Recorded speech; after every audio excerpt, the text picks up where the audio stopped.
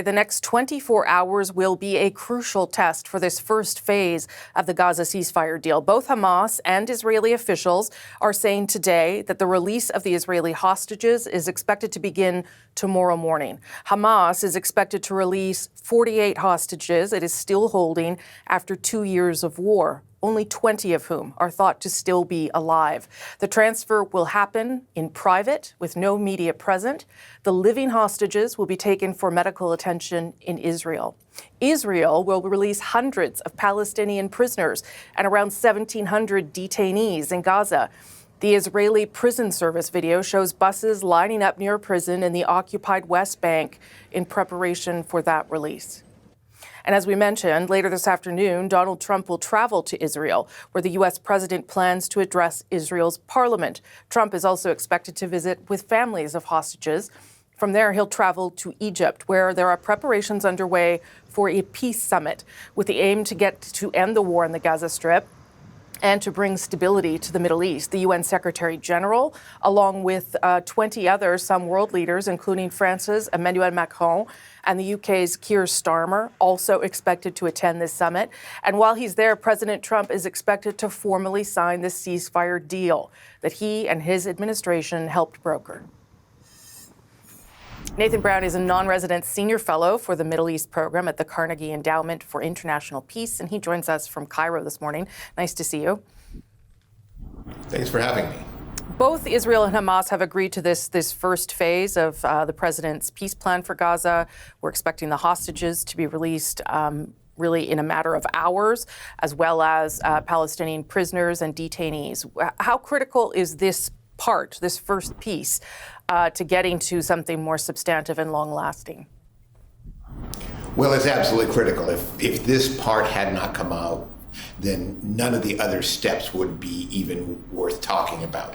That's not to say that the other steps will easily fall into place. They won't. But this is an absolutely essential starting point for both sides. Well, let's talk about some of the steps that might be more difficult. Disarming Hamas, some sort of board of governance that the president has put on the table. What are the challenges with the other big pieces that have to happen here? Well, there are huge challenges. Essentially, what has happened is that Trump introduced 20 points, and each side agreed to the points that they liked and ignored the points that they didn't like. So there's something in it for both sides, but there's also poison pills for both sides. For instance, the decommissioning of Hamas is something that was essential for the Israelis, and for Hamas, they basically rejected it. They're not willing to make it part of this process. There's references to a Palestinian state, and Israeli Prime Minister said immediately after the plan was released that they'll never agree to a Palestinian state. So I think the most immediate stumbling blocks will have to do with provisions for reconstruction in Gaza and provisions for governance in Gaza. And the plan makes mention of some kind of international stabilization force, and it's not clear that that can come off in a way that would satisfy both sides. What do you think made the difference here in getting to where we are, or where we're about to be, I guess? Was it pressure from the Israeli public? Was it pressure from the international community? What made the difference? Well, the most immediate thing that happened was that the President of the United States got personally involved and essentially identified himself with this project and was really willing to press the Israelis to essentially stop a war that they didn't want to stop. At the same time, some key Arab states in support of Hamas told them they really had to cooperate with this process, even if they didn't like where it was going, that the first steps were ones that would be in their interest. I know you've done some work trying to draft a Palestinian constitution. I wonder where you see the Palestinian self-determination political leadership going forward. As you know, Canada is one of the countries that said it will recognize, has recognized a Palestinian state, but wants obviously to see some changes in political leadership and what that looks like. What do you think needs to happen? Well, the real problem is that when people talk about reforming the Palestinian Authority, they mean very, very different things. For the Israelis, it essentially means reforming the Palestinian Authority in a way that meets Israeli security and other concerns. And Palestinians mean something a little bit different. The Palestinian leadership is old. There haven't been elections in an awful long time. Essentially, important parts of their interim constitution have been suspended. And so they really mean matters of internal governance. And so you've now got this international consensus in the form of the Trump 20-point plan, and everybody agrees that Palestinian governance should be reformed, but they mean completely different things by it. The peace summit that will get underway near where you are in Sharm el-Sheikh tomorrow, on Monday, yes. What has to happen there? Obviously, the president is going, but now we're hearing other world leaders as well. Keir Starmer, Emmanuel Macron, other Arab states obviously will be present. Do you see that as a point of momentum? How important is that summit? It's going to be an odd summit because the two parties to the agreement, Hamas and Israel, are not signing this agreement. They won't deal directly with each other. They may not even be present at Sharm el-Sheikh. It is basically the people that will be gathering will be the international guarantors of this agreement. And the real question is, can they translate that impetus for a short-term ceasefire and release of hostages, release of prisoners, and release of aid? Can they translate that into any kind of diplomatic process? And they're pulling in very, very different directions. What many of the states are trying to do right now is try to essentially make sure that the United States stays on board a multilateral process. Multilateralism hasn't been the American strong suit in the Israeli-Palestinian dispute, and and I think one of the reasons they're all showing up is to say, okay, now we've got the President of the United States involved. Let's keep him working along with us rather than going off on his own. So finally, let me ask you, do you think there is an opportunity for long-lasting peace? There is an opportunity, but I think I would be very, very surprised if the opportunity was realized. What I think would be more likely to happen is that this process will peter out and that the parties are so far apart on what needs to be done and so reluctant to make important concessions that you will have a ceasefire. You will have a partial Israeli redeployment, and those will be good things, and you will have release of people, and those will be good things. But the process beyond that is, at this point, so ill-defined, and there are so many spoilers and actors that would really want to disrupt any move in a specific direction that I expect it will simply grind to a halt after this initial phase. Nathan Brown, thank you so much for your expertise this morning. Appreciate it. Thanks for having me. After 2 years, Israel and Hamas have agreed to a plan that could end the war, and the next 24 hours represent an important test for the Gaza ceasefire deal. This first phase involves a release of all hostages from Gaza, which Hamas and Israeli officials both say will happen early tomorrow morning. In return, Israel has agreed to pull back its forces back still inside Gaza and release some Palestinian prisoners and detainees. The ceasefire for now is holding, and there is an end, at least temporarily, to Israel's bombing of Gaza as much needed aid moves into the region. Under the terms of the ceasefire agreement, full aid is to be delivered to Palestinians. Convoys of aid trucks have started moving food and medical supplies into the region. A freelancer working for CBC News captured footage today of the entry of diesel and gas trucks into the Gaza Strip, all in an attempt to address a dire humanitarian crisis that some UN experts have called a man-made famine. This deal was facilitated, of course, by the United States, and President Trump will travel to Israel later today, where he will address that country's parliament. Trump is also expected to meet with families of hostages.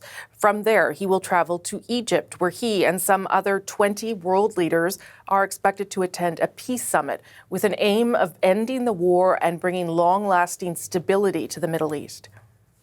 Ambassador Roger Carstens is the former special presidential envoy for hostage affairs. He is now a distinguished senior fellow with the McCain Institute. Nice to see you, Ambassador. Good to be with you, Rosemary. The hostages are expected to be released as early as Monday, so really in the coming hours. Give me a sense of how you think we got to this point. Of course, in exchange, there'll be lots of Palestinian detainees and prisoners released on the other side. I may say something that might seem out of school for a diplomat, but there's a lot of work that goes into the details of these things, and at times the details can kill a deal. I think a lot of times you can do all the preparation that you must do, understand the deals, but at times it comes down to intuition and gut feeling. And I believe that President Trump, Jared Kushner, Steve Witkoff brought a lot of that intuition, and they were able to sense when things could be done, should be done, and how to be done. But I think also, frankly, like laying out a plan of attack that started to be negotiated through different intermediaries as during the last week of UN General Assembly, around the last week of September. I think all this intuition, having the facts together, but also sensing when the moment was right is what gave them success. Do you think that it will hold? No one has a crystal ball in the Middle East. I think the important thing is that we get the hostages back, and then we can hammer out the rest of the details. I think we're all still like crossing our fingers and saying our prayers, hoping that all the hostages come back by tomorrow around noontime. We're hopeful. And at that point, we can get on to phase 2 of the deal. But in these moments, and I've been on more than a few hostage returns, things can always go astray at the last second. And that's why, as a leader, you have to really surge on it and be all over everything to make sure that everything goes through. Ambassador, give me a sense of what is being done to prepare for the hostage return. These are people who have suffered immensely for 2 years. What would be on the other side waiting for them? You're going to have something called post-isolation support activities, PISA. And the Israelis have really done a masterful job of becoming much, much better at this. I'd say they're world class right now. But when someone comes across the border, they're going to be met by the military. Shortly thereafter, they'll be met by teams of medical professionals, and that will include people that will look at their physical health, but also their mental, psychosocial health. They'll try to make sure that when they come back, they get a baseline, that they're physically okay, but then people know that they have to start the road to their mental and personal recovery as well. President Trump is going to address the Knesset. He's going to meet with some hostage families, and then he's going on to this peace summit in Egypt. What do you think he will be met with in Israel when he visits people there? Well, I was in Israel just a few days ago, and I can tell you the mood right now is very positive towards President Trump. That's only increased within the last, I'd say, 96 hours or so. You can tell by what happened at Hostage Square last night, where President Trump was enthusiastically embraced by the population. So I think in Israel, he's going to be received extremely warmly. That might change a little bit when he goes to Egypt. I think people are according him a lot of respect for having pulled this deal together.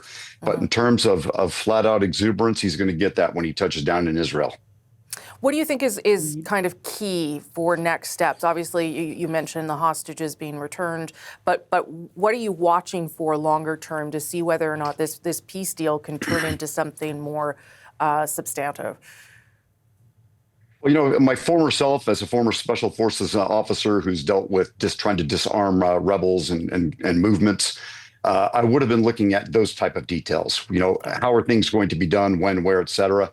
But I think the older I get, it's going to be more important to know that the political stakeholders involved are involved, that people like the Egyptians, the Qataris, the Saudis, the Jordanians, the Americans, that everyone's going to surge. And key to this is going to be the United States trying to ensure compliance on all sides, specifically Hamas and Israel, to staying in good faith negotiations on how to hammer out phase 2. And I'll just end on Gaza itself and the fact that aid has started flowing into the people there, and people are trying to go back to see what, if anything, is left of their homes. How critical is it that these pieces continue in this way? I think very. I used to run 2 nonprofits overseas that were worried about humanitarian assistance. And I think number one, as a humanitarian, you want to surge all that towards the people that are most in need, the most vulnerable. But I think in terms of trying to build a future, you've got to go and take care of the populace. At the end of the day, they live there. They're going to control what happens over the next 10, 20, and 30 years. Ambassador Carstens, good of you to make the time this morning. Thank you, sir. Rosemary, thank you.